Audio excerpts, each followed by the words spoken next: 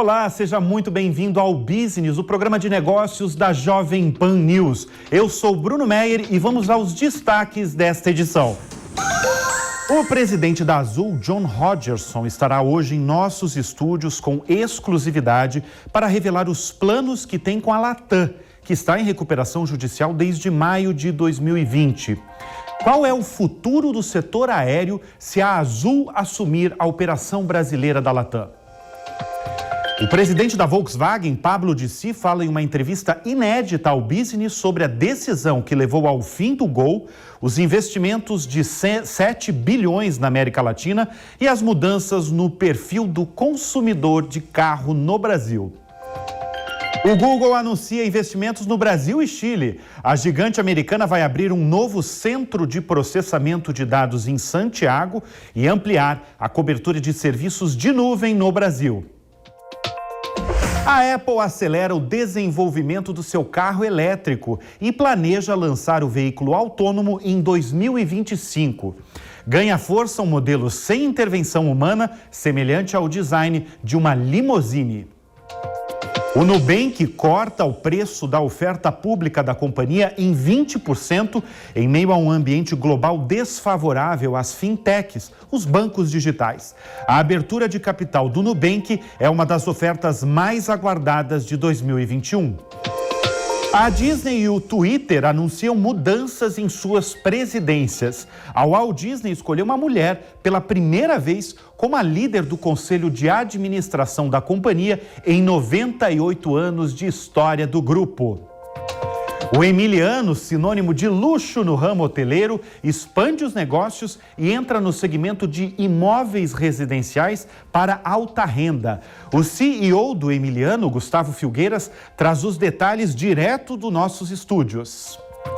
E a General Motors compra uma participação de 25% em uma startup de barcos elétricos por 150 milhões de dólares. Tudo isso e muito mais, o Business está começando. Fique com a gente. Faz pouco menos de um mês que eu falei aqui no Business que o Google passou a valer 2 trilhões de dólares. Esse é o valor de mercado da Alphabet, a dona do Google. É um valor, para se ter uma ideia, 2 vezes maior do que todas as empresas brasileiras somadas na B3, a Bolsa de Valores de São Paulo. E pelo visto, um pouco desse dinheiro vem para a América Latina. Na última semana, o Google anunciou uma nova estrutura de data center em Santiago, no Chile. Data center, para quem não conhece, é um centro de processamento de dados. Os centros de dados do Google são dedicados para processar solicitações de serviços como Gmail, YouTube e o site de busca. Essa operação no Chile amplia a cobertura de serviços de nuvem no Brasil e outros países da América Latina.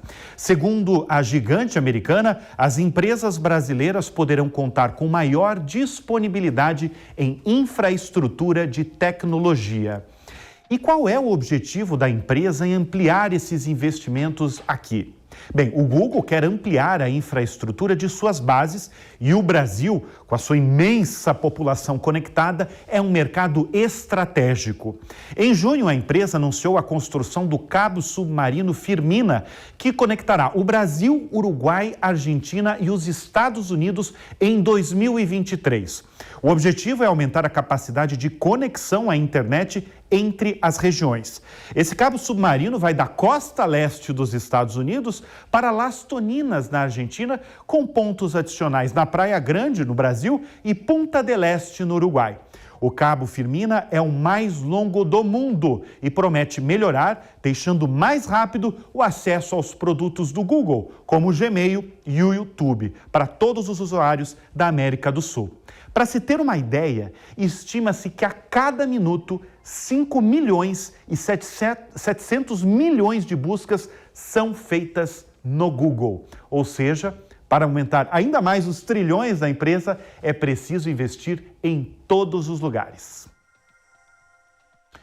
A Apple acelerou o desenvolvimento do seu carro elétrico e planeja lançar o veículo autônomo em 2025.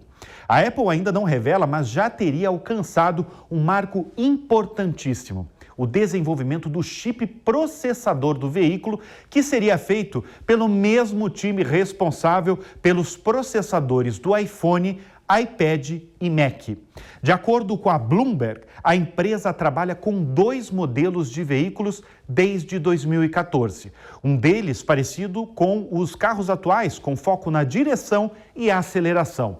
O segundo modelo, totalmente autônomo, sem intervenção humana. Os passageiros sentariam nas laterais do veículo, de frente para o outro, semelhante ao design de uma limusine. Essa segunda opção é a que agrada mais os executivos da companhia. Falando em Apple ainda, imagina se essa moda pega. A empresa liderada por Tim Cook enviou uma mensagem aos funcionários com um lembrete. Eles podem discutir salários, horas e condições de trabalho à vontade. A mensagem vem em um momento em que alguns colaboradores pressionam a gigante a fazer mais para garantir que não haja disparidades salariais injustas na empresa. E não é só na Apple. A ação vem em meio a um movimento mais amplo dos trabalhadores do Vale do Silício, no estado da Califórnia, para falar sobre as condições de trabalho e o impacto da tecnologia na sociedade. Tempos atrás, funcionários que abordaram um tema enfrentaram resistência, como a ex-gerente de programas da Apple, a Janek Parrish, que foi demitida após desempenhar um papel de liderança no ativismo dos funcionários. Ela disse agora estar esperançosa de que a mensagem da Apple facilite o caminho para outras empresas. O banco digital Nubank cortou o preço da oferta pública da companhia em 20% para algo em torno de 8 e 9 dólares. A abertura de capital do Nubank é uma das ofertas mais aguardadas de 2021, com previsão de estrear na Bolsa de Nova York e na B3 em 9 de dezembro. Com um ajuste na prática, o valor máximo que o banco pode valer caiu de 51 bilhões para aproximadamente 40 bilhões de dólares. Mas o que aconteceu, para essa queda no preço? O ambiente, às vésperas da abertura de capital do Nubank, não está nada favorável para as fintechs, como são chamados os bancos digitais.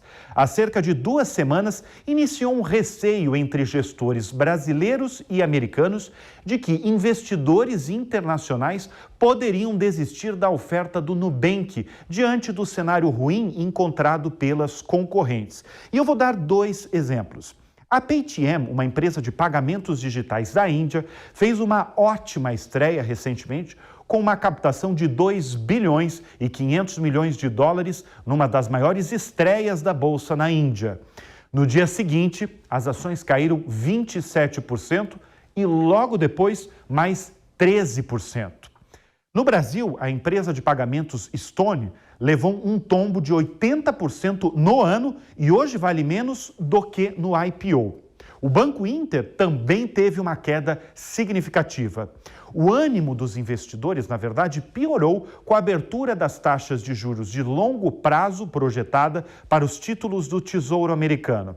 As taxas estão altas e elas ficam nesse patamar quando a percepção de risco piora, e isso está relacionado fortemente com a inflação no planeta.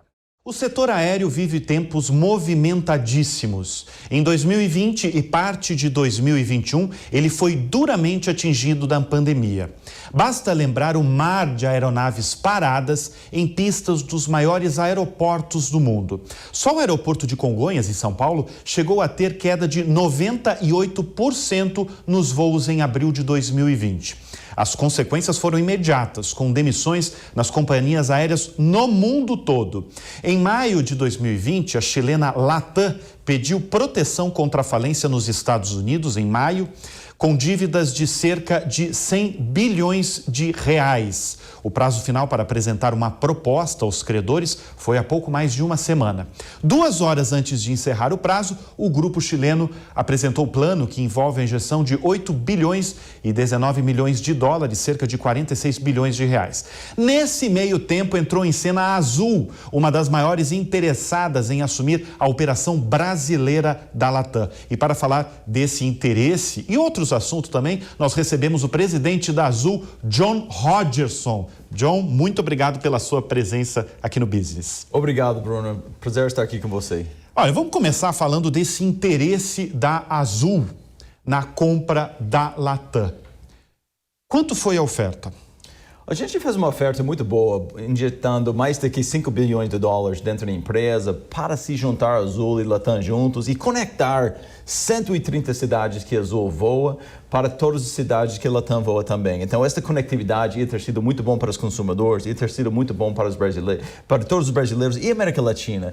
Mas sabe uma coisa, Bruno, é que os Estados Unidos, todas as empresas aéreas são subsidiadas agora. Durante a crise, receberam bilhões de dólares subsidiados. Os europeus também, subsidiados. Então, nós temos que fazer coisas diferentes aqui no Brasil. Então, o mundo mudou e a gente entende isso. Então, eu acho que mais conectividade ia ter sido muito bom para o Brasil. Isso é uma coisa que muita gente questiona, né? Por exemplo, se a Azul assumir a operação brasileira da Latam, ela fica com praticamente 60% do setor aéreo brasileiro, né?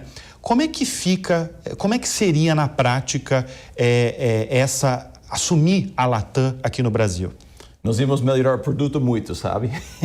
Então, como o Wi-Fi a bordo que nós temos, a conectividade, né? O serviço que nós estamos dando para nossos clientes e a oportunidade para esses clientes fluir para o mundo inteiro através de uma malha integrada. Então, isso é uma grande vantagem. Quando você fala de 60% do mercado, isso é o que acontece em muitos outros países do mundo, né? A Avianca em Colômbia tem mais do que 70% do mercado colombiano, né? O próprio Latam em Chile tem mais do que 85% do mercado. O Air Canada mais do que 70% do mercado. Então, o que o Brasil precisa, o que a América Latina precisa, são empresas fortes que paguem impostos, que comprem novas aeronaves, esse tipo de coisa que eu acho que vai fortalecer o Brasil. Mas assim, em que fase está? O senhor desistiu da compra? Você fez a proposta, vai para um juiz, né, em Nova York. Em que pé está essa negociação?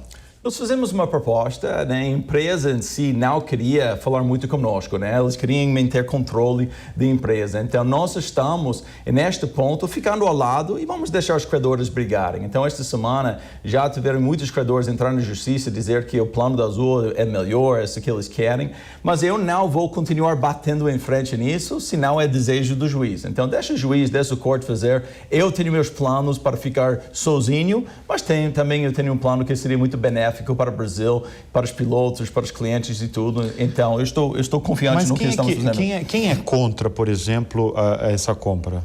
Os controladores atuais da Latam hoje, né? Normalmente quando você vai para a recuperação judicial, o que acontece é que os credores que tem que decidir o futuro da empresa. Mas o que está acontecendo nesse sentido, Bruno, é que os acionistas estão tentando controlar o processo. Então, normalmente, o acionista recebe nada até 100% é recebido dos credores. Entendi. Agora, como e quando começou esse interesse pela Latam? Foi recente? A gente começou a falar, né, há muito tempo atrás. Quando a crise chegou, Bruno, obviamente nós tivemos que mudar. Imagina ir meses sem ter receita. E você tem que pagar aeronaves, tem que pagar seus tripulantes, seus funcionários, sem receita. Então, nós estávamos olhando a oportunidade que existe no mercado. Então, a gente começou a estudar isso durante 2020. A gente fez uma primeira proposta para a Latam Brasil mais cedo este ano. E depois nós fizemos uma coisa mais firme no mês de novembro. Então, a gente está estudando isso. A gente tem advisors ajudando a Azul há muito tempo nisso. Deixa eu recuperar o que o presidente da Latam, o Roberto Alvo, afirma da proposta da Azul. Ele falou que a proposta é insuficiente, incompleta e que não é possível atuar sobre a proposta. O que o senhor achou dessa resposta? Eu acho que Roberto Alvo deve falar com seus credores. Né? Exatamente. Porque os credores gostam da minha proposta. Então, é uma coisa que ele fala que é incompleta porque não está dando preferência para os acionistas. E eu estou seguindo o lei americano que eu conheço, que é a lei americana que você não dá preferência para o acionista até os credores recebem 100% o que é devido. Então, vai ter bate-boca nesse sentido, o que ele acha, o que nós achamos, mas eu acho que isso agora está na mão dos credores. Os credores vão decidir o futuro. Nós levantamos o capital. Lembra, Bruno, eles falaram, a Azul não está sério, eles não podem fazer isso, eles não têm capital. O que nós mostramos essa semana é que nós temos o capital, o mercado acredita na gente, a gente chegou com $5 bilhões para fazer uma proposta que ia ter sido muito bom para os credores e pelos consumidores. Deixa eu só recuperar aqui. O plano da Latam foi de injetar $8 bilhões. Ela consegue esse dinheiro? Ela tem esse dinheiro? Quando você olha as condições desse dinheiro, quem recebe o quê, né? Então nós estamos olhando aqui esse 8 bi, algum dessa dívida, algum dessa equity mesmo, algum desse dinheiro entra e depois sai logo, né? Por causa vai para acionista, vai para as pessoas que querem colocar dinheiro. Então é uma coisa muito complexa que muitas das pessoas não entendem bem. Eu tive que aprender, nunca fui dentro de um processo assim, mas é muito complexo.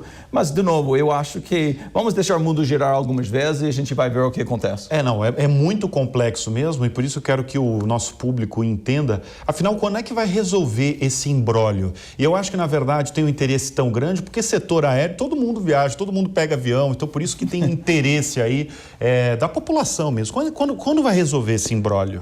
Vai ser meses, né? Essas coisas não terminam rápido. Porque eles estão em recuperação judicial, relembrando. Então, a proposta agora vai para o Tribunal de Nova York. E eles têm um plano que eles querem negociar com os credores deles, então eles vão... Eu acho que o próximo audiência como juiz só em janeiro, e depois, se eles não concordem, pode ser postergado de novo. Então, mas o Bruno, nós fizemos nosso papel como mercado, né? O mercado deve tentar resolver essas coisas. Nós fizemos nosso papel pelo mercado. E agora eu estou focado no Azul, né? Então vamos deixar o processo deles ao lado e se tivermos uma oportunidade futura, a gente com certeza vai olhar, mas eu estou focado no que a Azul está fazendo neste momento. Bom, deixa eu girar o assunto agora. Por que? Essa é uma outra pergunta que muita gente faz. Por que as passagens aéreas estão tão caras no Brasil? Não estou falando da Azul, eu estou falando de todas as companhias aéreas, e não é só aqui no Brasil, mas aqui no Brasil especialmente. Por que elas estão tão caras? É interessante, se você olha o que aconteceu com combustível no último ano, então acho que muitas pessoas estão pagando mais para abastecer seus carros. Para a aviação, dobrou. Né, dobrou no último ano. Então imagina, né, nós temos muita gente que está assistindo reuniões através da televisão, através dos computadores e tudo, e nós temos menos demanda e nós temos custos mais altos. Então esta que impactou nosso setor. Obviamente o dólar, né, nós somos muito dolarizados, então o dólar indo para 4, para 5,60, onde está hoje, isso afeta muito o preço da passagem. Mas se você olhar nos últimos trimestres, né, as empresas aéreas ainda estão perdendo dinheiro, então pessoas estão reclamando do preço, mas ainda não recuperamos porque a demanda não é suficiente por este novo nível do dólar e novo nível do combustível. Eu estava conversando com executivos do setor aéreo e eles explicaram também que parte desse aumento é porque até a pandemia as pessoas compravam muitas passagens executivas, que era basicamente as empresas comprando em cima da hora e comprava mais cara a passagem. E você conseguia conciliar com com o turista, que compra em geral passagens programadas e privilegiando baixo preço. Agora, na verdade, diminuíram muito as passagens executivas, né? Ou seja, a conta não está fechando. Esse é um dos motivos também? Este é um dos motivos para ter demanda mais fraca, mas isto é a oportunidade que o Brasil tem. O que eu falo é que o brasileiro viaja muito pouco. E este segmento do lazer, né, foi o segmento que o brasileiro não viajava tanto. O colombiano, o mexicano, o chileno, todos os outros países da América Latina viajavam muito mais do que o brasileiro. E sabe uma coisa que me deixa muito irritado, Bruno? É que muito brasileiro rico ganha seu dinheiro aqui dentro do país e gasta fora em outros países. Eu fico enlouquecido com isso. Eu estou aqui em Brasil há 13 anos, eu vejo isso. Banqueiros, pessoas com muito dinheiro, eles estão em Paris, Londres, Nova York, Aspen, em todos esses lugares, gastando dinheiro que foi criado aqui dentro do Brasil. O que nós precisamos é que essas pessoas gastem dinheiro dentro do Brasil para ajudar a economia local, para gastar dinheiro em pousadas no Nordeste, gastar dinheiro em Gramado, ir para Noronha, ir para Pantanal, conhecer as belezas do Brasil. Então, e tem lugar, né? Tem lugar, tem muito lugar bonito aqui dentro do Brasil. Mas isso não está mudando? As pessoas não estão indo para o Nordeste, para o Sul? Não, de alguma forma não mudou isso? A pandemia de alguma forma não mudou esse cenário? Está mudando porque as fronteiras foram fechadas. Mas vamos por esse motivo. Vamos ver o que acontece depois. Quando tudo abrir. E quando tudo abrir. Então, eu estava brincando com o meu time, o novo variante, eu falei, que bom, talvez vai fechar as fronteiras, os brasileiros têm que gastar dinheiro dentro do Brasil. Obviamente, eu estou brincando com isso, porque a gente tem alguns voos internacionais, mas eu tenho quase 900 voos por dia, e só 5 saem do país. O resto está dentro do país. Então, tem beleza em todos os cantos do Brasil, tem riqueza em todo lugar do Brasil. Então, nós temos que ter brasileiros focando muito mais em Brasil mesmo. Tem que conhecer o país, é isso? Tem que conhecer o país. Eu acho Você como americano, né? Isso. Qual estado? Eu sou do estado ao lado de Nova York, chama-se Connecticut. Então, mas eu falo, se seu filho conhece Paris, Nova York, mas não conhece Foz do Iguaçu, você não é brasileiro.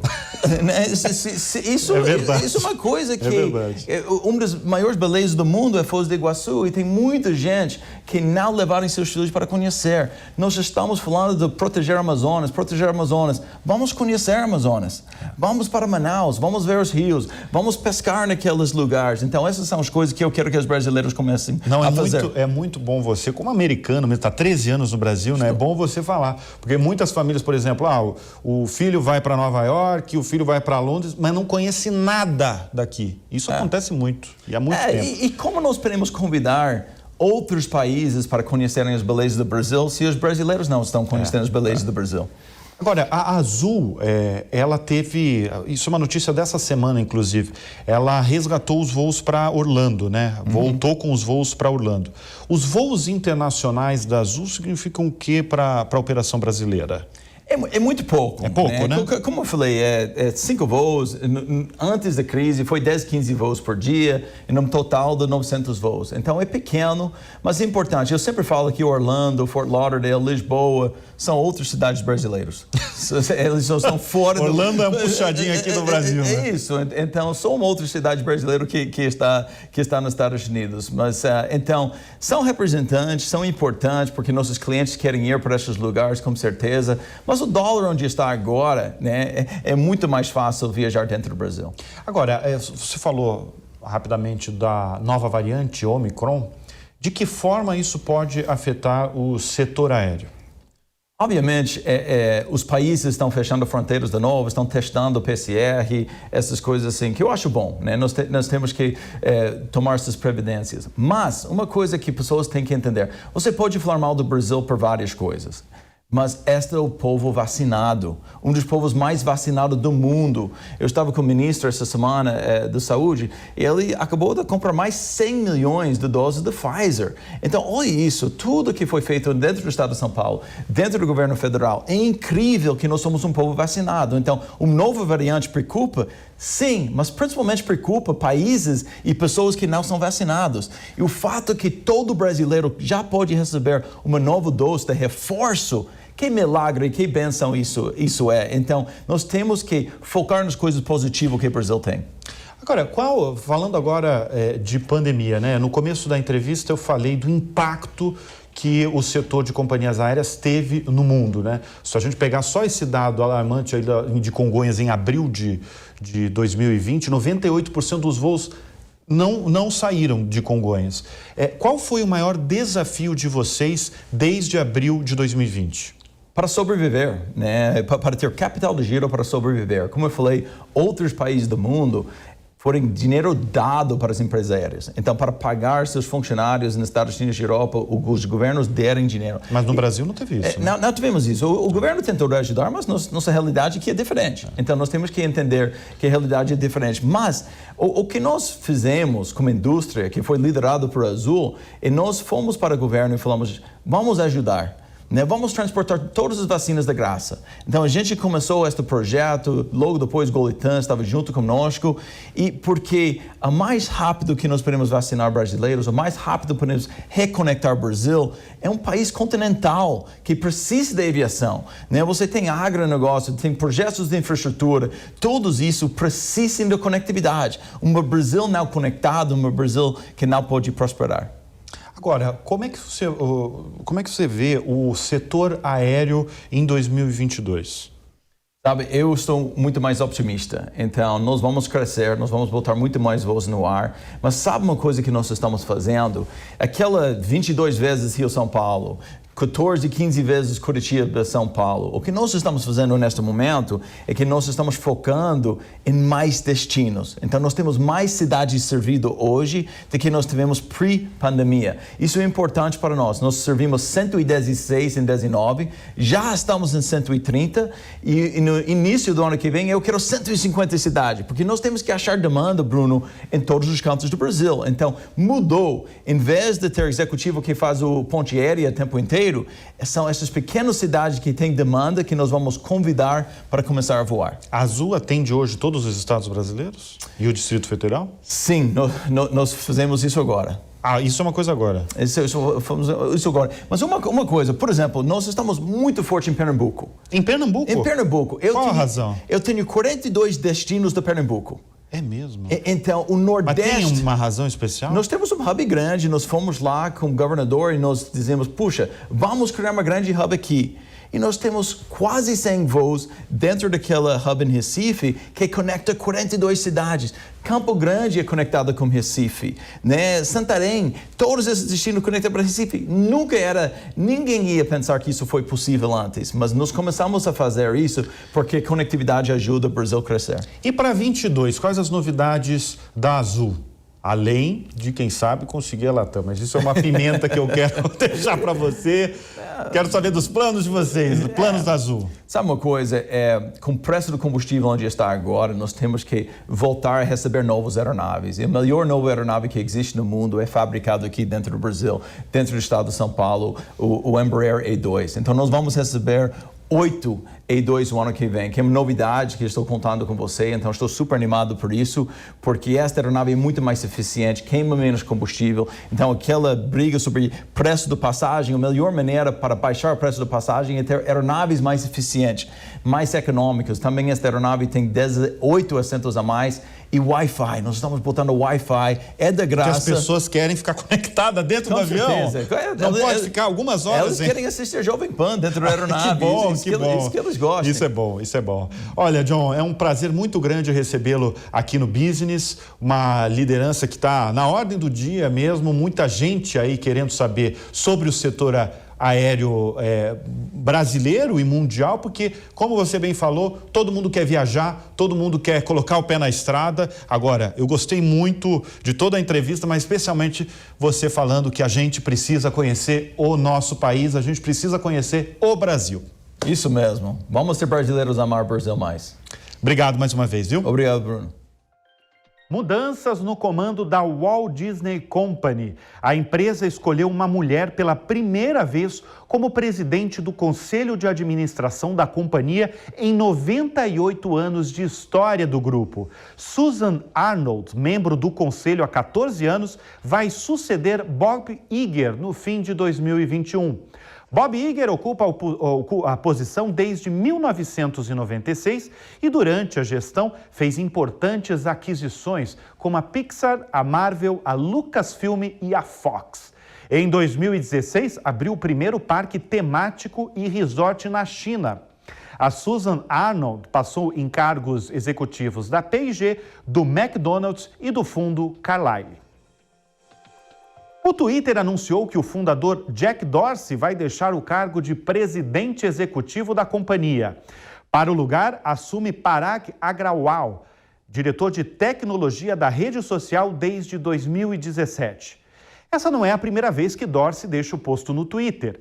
Em 2008, 2 anos após a fundação da empresa, ele foi afastado do cargo por supostamente gastar muito tempo fazendo yoga e tendo aulas de design de moda. Voltou tempos depois. O novo escolhido para presidir o Twitter é mais um entre os diversos indianos que ocupam altos cargos em empresas globais de tecnologia. 7 bilhões de reais. O que será que a Volkswagen vai fazer com tanto dinheiro na América Latina? Quais são os novos modelos que a montadora alemã quer lançar aqui no Brasil a partir de 2023? Qual é o futuro da indústria automobilística? E o perfil do consumidor brasileiro mudou de 20 anos para cá? Quem vai responder isso e mais não sou eu. É o nosso convidado muito especial. A gente vai assistir agora a entrevista com o presidente da Volkswagen na América Latina, o Pablo Dicey. Acompanhe. E eu começo a nossa entrevista falando sobre as profundas transformações que o setor automobilístico tem passado, não só no Brasil, mas principalmente no mundo, né? E uma das principais faltas aí que todas as montadoras estão falando e sentindo é a falta dos semicondutores que fabricam os chips. Hoje essa é a maior falta para a Volkswagen? Muito obrigado pelo convite. Eu gostaria de começar mais macro e falar um pouco do mundo, né? E não só da indústria. Todos os produtos que nós tocamos hoje têm muito mais semicondutores, né? Desde o celular, um lava-louça, televisão, um carro. Então, a necessidade de um semicondutor é cada vez maior e vai ficar ainda mais necessário nos próximos 5, 10, 15 anos em nossa indústria, o carro autônomo, que vai usar muitos sensores, e outras indústrias. Então, eu acho que esse é um tema fundamental. Aprendimos muito, né? Porque não verticalizamos essa cadeia produtiva e nós já estamos muito mais próximos da cadeia. Vai demorar um tempo, né? Mas precisamos ficar muito mais próximos de um componente que é estratégico no mundo e, obviamente, no Brasil. Eu acho que, olhando os próximos meses, 2022 até 2023, continuaremos passando um aperto, né? Em todo tipo de produtos de semicondutores, até que a oferta e a demanda estabilizem um pouco no mundo. Pablo, qual foi o momento mais desafiador para a Volkswagen desde março de 2020? Foi a paralisação dos turnos nas fábricas aqui no Brasil? Com certeza, Bruno. E não como parar de fábrica, mas na incerteza da segurança, da saúde dos funcionários e das famílias. Né? Você lembra, abril, maio do ano passado, 2020, nós não sabíamos nada, né?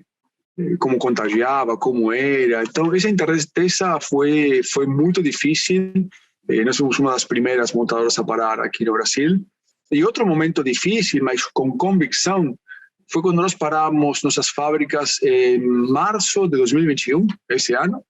Você lembra que nós tínhamos a segunda ou terceira onda do Brasil aqui, não era o que o governo estava pedindo, mas nós achamos que, com a saturação dos hospitais, nós precisamos passar uma mensagem para nossos funcionários, para as famílias, que a segurança é mais importante, e decidimos parar 10 dias nossas fábricas. Então, esses momentos foram delicados, não por dinheiro, não por carro, mas sim pela saúde, por não saber o que iria acontecer com nossos funcionários e com as famílias. Mas não foi só uma vez que a Volkswagen paralisou alguns turnos nas fábricas, né? Houve várias vezes aconteceu isso, né? Nós tomamos decisões difíceis em várias vezes, você tem razão, mas as mais marcantes foram lá no início e em março. E depois paramos, sim, por coronavírus, mas também por semicondutores, né? Porque é meio errático nos últimos meses. Pablo, se fosse definir o setor automobilístico no mundo hoje, como é que você definiria? Acho que estamos num momento bisagra, né? Transformador. Se você olha a nossa indústria nos últimos 50, 100 anos, sempre nós concorríamos com outras montadoras. Né? A Volkswagen com outra alemã, uma americana, uma japonesa, era concorrente montadora contra montadora. Nos últimos anos, já não é mais o caso. Nós temos empresas de tecnologia entrando na concorrência, nós temos empresas de e-commerce comercializando veículos, nós temos locadoras, bancos entrando no carro por subscrição. Então, a concorrência de mercado para nós é uma coisa nova e ainda bem que chegou, né? Acho que demorou, mas é um período transformador. E, por outro lado, a tecnologia. Tudo o que eu falei anteriormente, o carro autônomo, o carro, porque nós vamos chegar a um carro conectado aqui no Brasil daqui a pouco.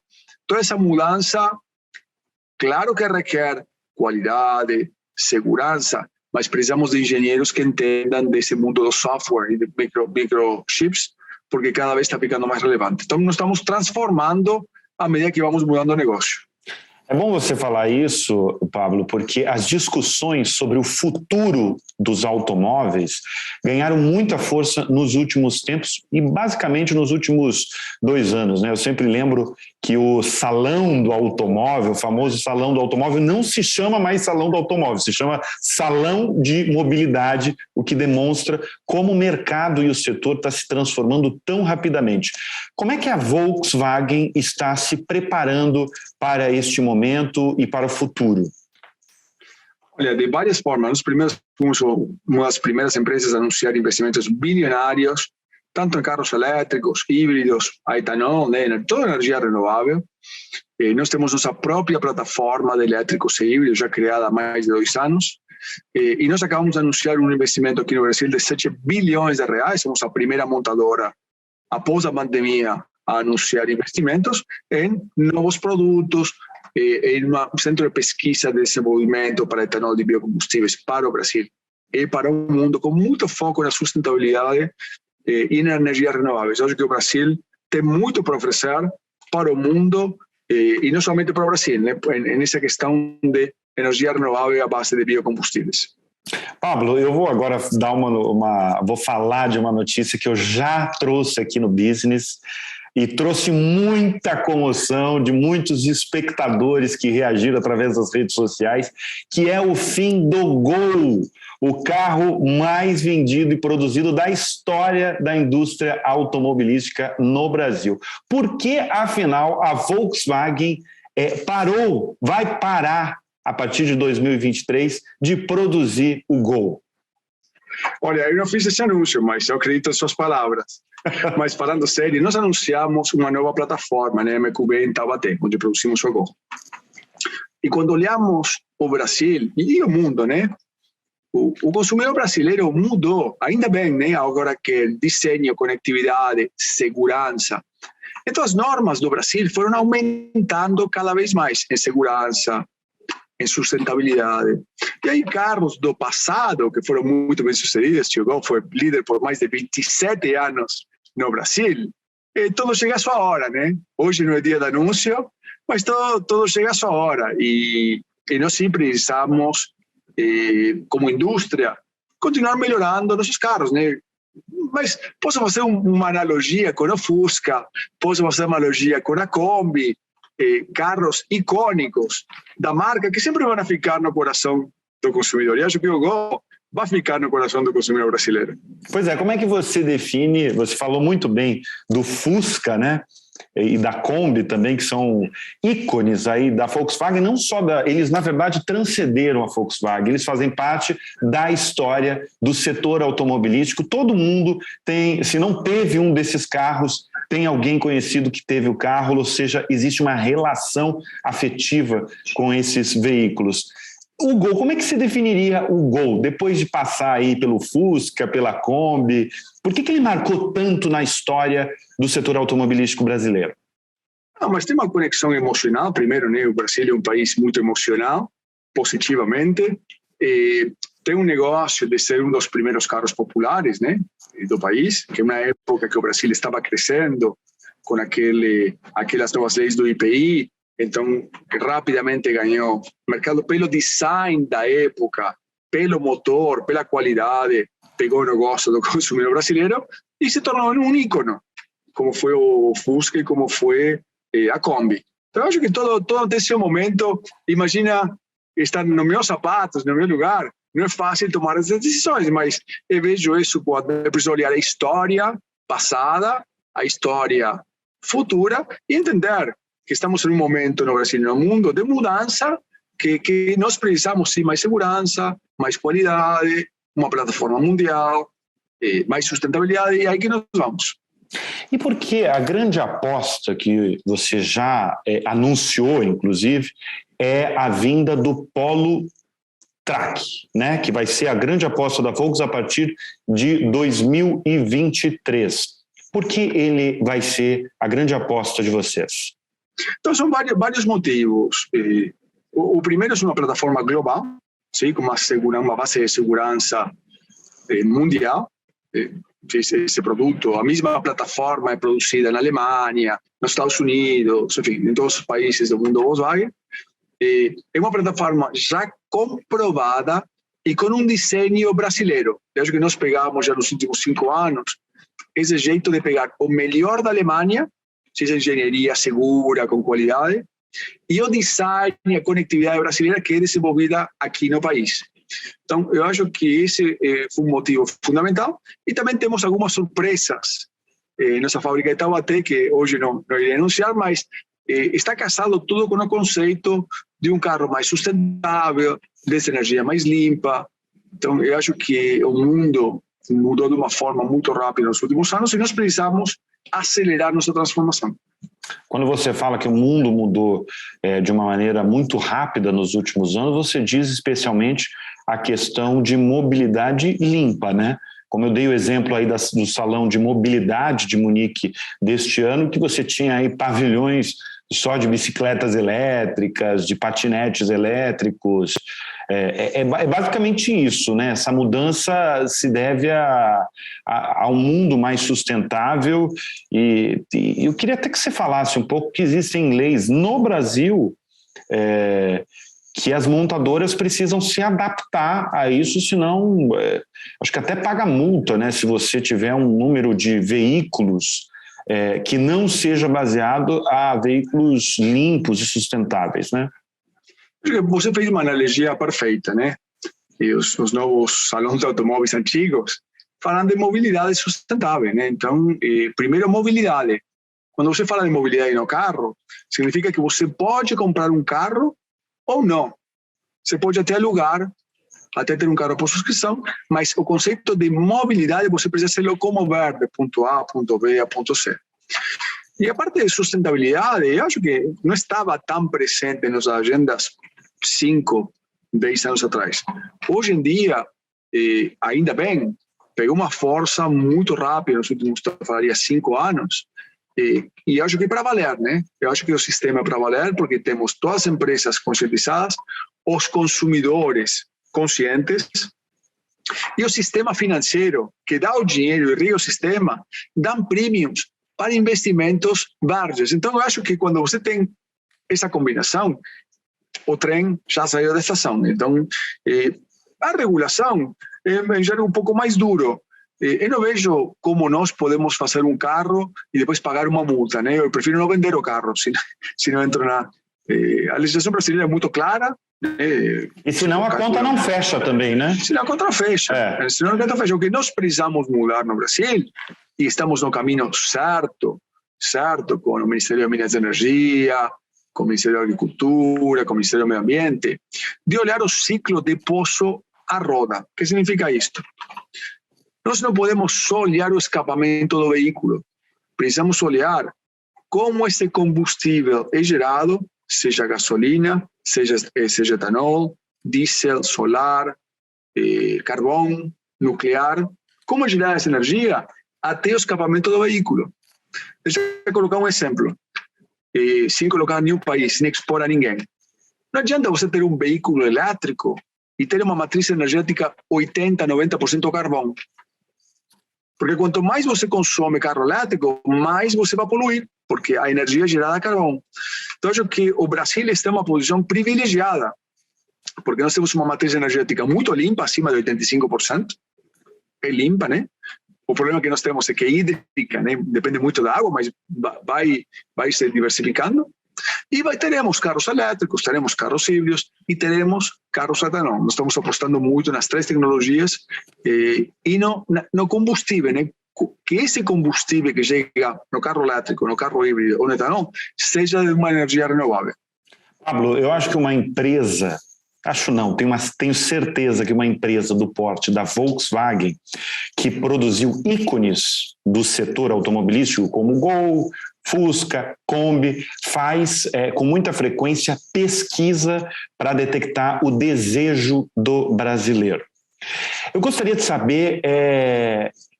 saber quais foram as grandes mudanças do perfil do consumidor de carros no Brasil nos últimos tempos. Adorei essa pergunta. Eu levo quase 16 anos no Brasil. E fiz pesquisas lá no 2005, 2006, até agora. Então, eu posso te falar que 15, 20 anos atrás, o fator número 1 para o consumidor era preço. Qualidade e segurança era o 7º, 8º, estava lá atrás. Estava lá atrás. Hoje em dia, graças a Deus, mudou. Então, hoje em dia, os consumidores preferem, em primeiro lugar, um design. Você sabe que o brasileiro entra tudo pelos olhos, é um país muito afetivo, um país muito caloroso. Então, o design é o número 1. O número 2 é a conectividade. Olha como mudam as coisas, né? Então, independentemente dos segmentos, seja o carro mais de entrada ou um carro mais de luxo, a conectividade é um fator importantíssimo. E eu fico super feliz pela terceira, que é segurança. Então, o consumidor brasileiro já coloca a segurança, que 15 anos atrás estava no 7º, 8º lugar, pulou para o terceiro lugar. E preço está em 4º lugar. Claro que preço em uma economia como a brasileira é importante, mas você viu como mudou nos últimos 15 anos, e acho que isso vai evoluir cada vez mais. Eu acho que a segurança cada vez vai ficar mais presente no coração dos brasileiros. Ô Pablo, em meio a essa crise de oferta, né, a Volkswagen voltou a ter lucro na América Latina. Eu gostaria de saber as suas perspectivas para o Brasil, para a venda de veículos, né, em 2022. Você está otimista, está pessimista, está realista? Qual é o seu status? Meu status é um realismo com um pouquinho de otimismo. Eu acho que, em termos de volume, vai ser similar a 2021, por um problema de produção. Se nós teríamos mais semicondutores na indústria, poderíamos produzir mais e venderíamos mais. Então, isso me dá um otimismo. Por outro lado, um realismo também de que a taxa dos juros nos últimos meses aumentaram. E isso vai impactar lá na ponta. Mas eu acho que isso vai impactar na ponta lá, final do primeiro semestre do ano próximo, início do segundo semestre. Então, eu acho que a demanda, tenho certeza que a demanda continua muito forte. E nós, como indústria, temos um problema de não poder atender os desejos dos consumidores, né? Porque se tivesse mais carros disponíveis para venda, hoje, em dezembro, em janeiro, em fevereiro, com certeza, venderia mais. Pablo, eu agradeço muito a sua presença no Business. Muito obrigado. Muito obrigado a vocês. Até a próxima e um abraço. Tesla para crianças. A empresa de Elon Musk lançou nos Estados Unidos um quadriciclo elétrico para crianças maiores de 8 anos por $1.900, ou mais ou menos R$10.700. Ele será batizado com o nome de Cyberquad for Kids e começará a ser comercializado em 2 a 4 semanas. A Tesla informa que a bateria leva até 5 horas para carregar completamente. O quadriciclo está disponível somente nos Estados Unidos. A General Motors comprou uma participação de 25% em uma startup de barcos elétricos chamada Pure Watercraft, avaliada em $600 milhões. A GM ofereceu $150 milhões. A startup americana foi fundada em 2011 e produz motores elétricos para barcos movidos a baterias de íon de lítio. A GM diz que vai revelar o produto desenvolvido em parceria com a startup em uma data futura. O Emiliano, sinônimo de luxo no ramo hoteleiro, tanto em São Paulo quanto no Rio de Janeiro, expandiu os negócios e entrou no segmento de imóveis residenciais para alta renda. E para explicar a mudança e os planos do grupo, nós vamos receber o CEO do Emiliano, o Gustavo Filgueiras. Gustavo, muito obrigado pela sua presença aqui no Business. E eu gostaria de começar falando sobre a sofisticação e o bom gosto que é a marca do Emiliano, que vocês agora expandiram, né? Agora estão em parceria com incorporadoras, levando e expandindo isso do ramo hoteleiro. Eu queria que você explicasse como vai funcionar esse novo negócio de vocês, chama-se Verso? Exatamente, Verso. Obrigado, Bruno. O Emiliano, né, ele é conhecido por ser e considerado pelos nossos clientes a casa fora das suas próprias casas, justamente pela sofisticação, acolhimento, segurança e a personalização que a gente faz o hotel funcionar através, como se fossem as suas próprias casas. E a gente migra agora com uma nova marca chamada Verso, que é o primeiro Tailor Stay do Brasil, que é justamente uma hospedagem de luxo, customizada com os mesmos valores do Emiliano, porém gerenciada através de uma plataforma digital.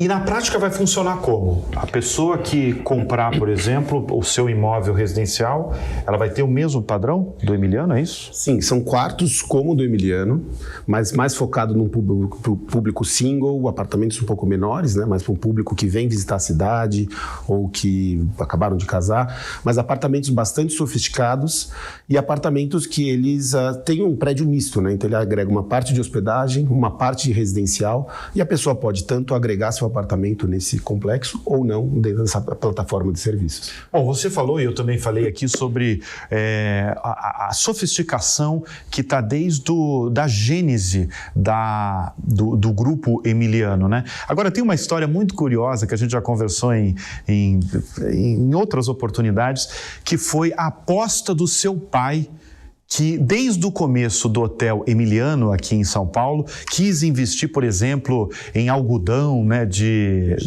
egípcio, exatamente. Muita gente nem acreditava nisso, falava, olha, esse é um investimento que você vai gastar só dinheiro, as pessoas não vão atrás disso.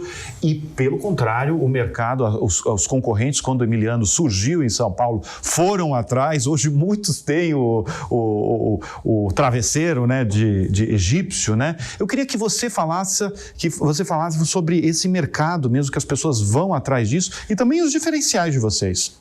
Ah, claro. Poxa, a gente quebrou o paradigma da hotelaria tradicional há 20 anos, como inauguramos o Emiliano. E justamente foi um período onde a hotelaria era muito funcional e meu pai, um supervisionário, trouxe elementos que eram de casas de altíssimo padrão e todo mundo falava, isso não vai dar certo. Mas foi justamente o contrário. Quando a gente abriu, mostrou que tinha muita gente querendo mais qualidade e querendo desfrutar experiências melhores. Um hotel pequeno, exclusivo, e foi um pouco disso, né? Então a gente tem um mix de apartamentos todos grandes, suítes espetaculares e quartos, justamente a sofisticação e o serviço, né? Agora, falando especialmente do seu pai, né, que foi o fundador aí do Hotel Emiliano, o que você sempre fala assim, o meu pai é um visionário, e de fato é, pelas coisas que você destacou, inclusive. O que você aprendeu com ele em termos de gestão de empresa? Meu pai sempre foi muito detalhista, né? E eu sempre achava que eu não era tanto, e todo mundo me considera extremamente detalhismo. Então acho que o detalhismo eu absorvi. E o segundo ponto é justamente o pensamento de longo prazo e trabalhar em consistência. Uma frase que ele falava, e isso me guarda muito, ele falava que o tigre deixa a garra e o homem deixa o nome. Então essa preocupação de longo prazo, de consistência e de entregar o que a gente promete, talvez seja esse maior aprendizado. Quando você fala em detalhismo, por exemplo, é você observar, por exemplo, os funcionários que estão no dia a dia do hotel. O que você chama de detalhismo? Atenção aos detalhes, né? Quando o Emiliano nasceu, eram 2 pilares, tudo para o cliente. É isso que a gente está... Essa é a suíte Cubo, que é um quarto super amplo, são 135 metros quadrados, com uma visão 180 graus da cidade de São Paulo, com mezanino, com piscina, com sala de jantar, com cozinha. Então é um quarto fantástico e a procura hoje está uma loucura, né? Mas eu te interrompi, eu queria que você falasse dos detalhes, né? Que tipo de detalhes que o seu pai, evidentemente, ensinou a vocês? Esses que a gente trouxe viraram uma assinatura. A nossa cama, que é a nossa cama com algodão egípcio, com adrodom de plumas, travesseiros, menu de travesseiro, e era uma experiência de dormir. O outro ponto que nós temos, também experiências de banho, né? Os banheiros amplos, todos aqueles washlets japoneses, geladeira de gaveta. Todos os produtos do hotel não são produtos pequenos, são produtos maiores, né? São produtos como na sua residência. E fora isso, a questão dos nossos mordomos, né? Que tem uma atenção muito grande de entender como é que você gosta de ver, que lado da cama você dorme, o que você gosta de serviço, o que você gosta de comer. E todos esses detalhes, eles fazem essa união do que é a experiência de ficar no Emiliano. Vocês têm um diferencial aí do Heliponto, né? Um dos únicos, talvez o único hotel em São Paulo que tem um heliponto que você pode descer, tem a suíte presidencial. A suíte Cubo, ela fica logo abaixo, praticamente conectada ao heliponto, e é para experiência, claro, para algumas pessoas que usufruem dessa... Gustavo, eu agradeço muito a sua participação aqui no Business. Muito obrigado. Sinta-se convidado aí para estar em outras edições. Nova fintech na área. A Ser Educacional decidiu criar um banco digital com foco no mercado de ensino superior. O objetivo de uma das maiores redes de ensino do país é atender uma base formada de cerca de 300 mil alunos e 13 mil funcionários e, posteriormente, estender os serviços financeiros a outros grupos educacionais e o público em geral. A nova fintech brasileira tem patrimônio inicial de 3 milhões de reais e faz parte do pacote de investimento da companhia de investir 100 milhões de reais em startups ligadas à educação neste ano. O banco digital terá serviços como cashback para alunos que pagarem a mensalidade em dia. Poderá ter no futuro financiamento universitário. A Ser já pediu a abertura do banco digital para o Banco Central e o prazo de aprovação é de até 1 ano. Agora chegou a hora do Anota Aí, aquele momento em que a gente indica uma série de TV para você maratonar no final de semana. E para nos ajudar nessa saga, está ao meu lado Paulinha Carvalho, uma das grandes apresentadoras do Morning Show. Paulinha, qual é a série dessa semana? Vamos lá, primeiro aviso, tirem as crianças da sala, porque essa série tem momentos muito picantes. Tem uma conotação sexual, tem também um conteúdo que é relacionado a drogas. Aliás, a recomendação é etária de 16 anos, mas é uma série realmente muito interessante e pouco comentada. Eu não sei se vocês ouviram falar de Industry, disponível na HBO Max. Uma série curtinha, mas que já tem segunda temporada e aprovada. Então teremos a continuidade da história desses trainees que entram para um banco de investimento lá em Londres. Então a série se passa em Londres, que também é diferente do que a gente está acostumado, né, de séries americanas, e a gente tem esse ambiente do mercado financeiro. Então jovens de diferentes pontos de partida. Tem quem fez a ótima universidade, tem network, conhece todos os ricos que podem investir. Tem outros que estudaram em escolas muito boas, mas às custas de financiamento da família, que venceram desafios, por exemplo, de raça, recorte de raça, né? Recorte de gênero. Então, assim, são exemplares de cada uma aí dessas esferas que vão disputar por uma vaga nesse lugar, nesse banco de investimento que a gente sabe que é um mercado que exige, né? Pesado. Exatamente. Agora, o que eu acho interessante quando você me falou pela primeira vez de Industry é a questão do primeiro emprego, né? Esse primeiro emprego retratado na série, ele é baseado e pautado pela meritocracia ou são outros 500 que fazem parte da escolha desses candidatos? Esse é um dos pontos. A princípio, sim, a gente tem a história do currículo, né? Todos eles, em teoria, eu não quero dar spoiler, têm um ótimo currículo e por isso tiveram aí a chance de participar. Mas ali dentro, aí eles meio que também parecem que vão partir do zero. Mas também não é assim, porque cada um lida com um tipo de preconceito, com um tipo até de assédio moral em relação aos chefes com quem eles convivem. Tanto homem quanto mulher. Isso, e tem a própria exigência pessoal, né? Tem gente que vai além do que o trabalho propõe e às vezes estica demais essa corda e acaba trazendo problemas até para a vida pessoal. Então, tudo isso é tratado através de cada um desses personagens. E aí tem o relacionamento deles também, entre serem companheiros ou rivais, né? Porque eles estão disputando por uma vaga na empresa, não é todo mundo que vai ficar. Ah, entendi. Então também tem essa questão. Entendi. E essa questão também do trainee e do chefe, né? Até que ponto você se inspira,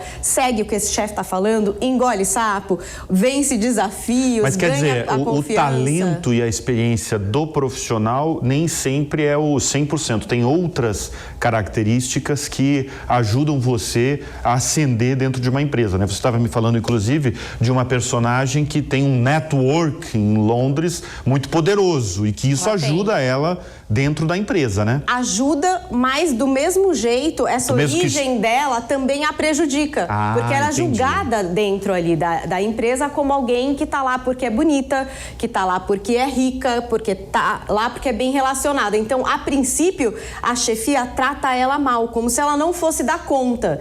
E depois, ela mostra que ela também tem um outro lado, de network, de pessoas que ela conhece, de pessoas que ela pode trazer para fazer os seus investimentos ali no banco de investimentos. Então, realmente, vai além do estereótipo, né? Porque existem estereótipos, né? Essa é a pessoa Eu gosto que é assim, muito que é assado. desse pano de fundo aí, colocar um monte de jovens para falar dessa competição, ainda mais quando você está falando de programas de trainees. Aqui no Brasil, por exemplo, tem uma série de programas de trainees extremamente concorridos que para você entrar e depois que você entrar, para você se manter, é uma selva, é uma competição ali muito grande. Eu fico imaginando como é que é essa série. Fiquei muito curioso. Eu não assisti ainda, fiquei muito curioso, Paulinha. É muito boa. Para quem gosta de música, tem uma trilha sonora super interessante. Aí você fala, se passa em Londres, então vou ver um pouco de paisagem. Não. Você vai ver muito escritório, algumas festas também e vai acompanhar intimamente aí o processo desses trainees. Quando acabar, você vai falar, quero mais, quero saber quem ficou, quero saber quem saiu e como que essa história vai continuar. E aí a gente fica esperando pela segunda temporada de Industry na HBO Max. Maravilha! Paulinha Carvalho, muito obrigado sempre pelo business. Sábado que vem você está aqui para contar mais uma série pra gente, né? Com certeza, me aguardem. A gente já falou de tantas boas, The Morning Show, Halston, a gente falou de Succession e agora Industry pra vocês na HBO Max. Semana que vem eu tô de volta. Obrigado, Paulinha. O Business vai ficando por aqui. Muito obrigado pelo carinho, pela sua audiência. Você assiste agora o Talk Show da Antônia Fontinelli. Até o próximo sábado. Tchau, tchau. Realização Jovem Pan News.